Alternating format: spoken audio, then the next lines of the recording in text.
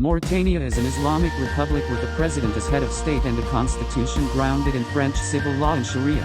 The National Assembly exercises legislative functions but was weak relative to the executive.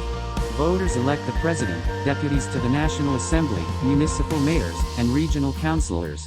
In 2019, voters elected former Minister of Defense Mohammed Ould Sheikh El Ghazouani as president with 52% of the vote. The election marked the first democratic transition of power between two elected presidents since the country's independence in 1960. United Nations and African Union observers considered the election to be relatively free and fair. In the 2018 parliamentary elections, the Union for the Republic, the political party founded by former President Mohammed Ould Abdelaziz, won 95 of 157 seats in the National Assembly. The National Police, which is responsible for enforcing the law and maintaining order in urban areas, reports to the Ministry of Interior. The National Guard performs a limited police function in keeping with its peacetime role as the guarantor of physical security of government facilities, including prisons. The National Guard reports to the Ministry of Interior. Regional authorities may call upon the National Guard to restore civil order during riots and other large-scale disturbances.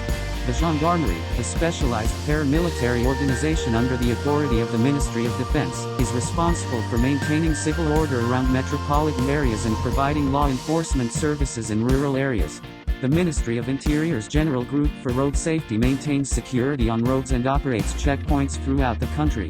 Civilian authorities maintained effective control over the security forces. There were reports that members of the security forces committed some abuses.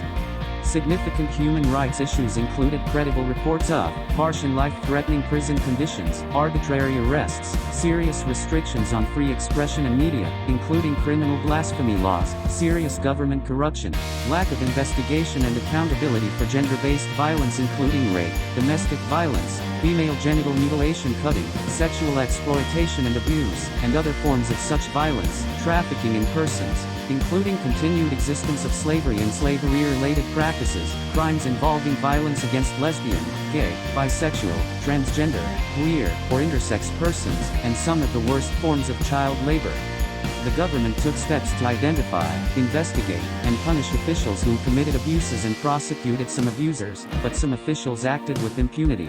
Civil society organizations objected to the scant number of indictments handed down by authorities. The government also continued to take steps to investigate, prosecute, and punish officials involved in corruption.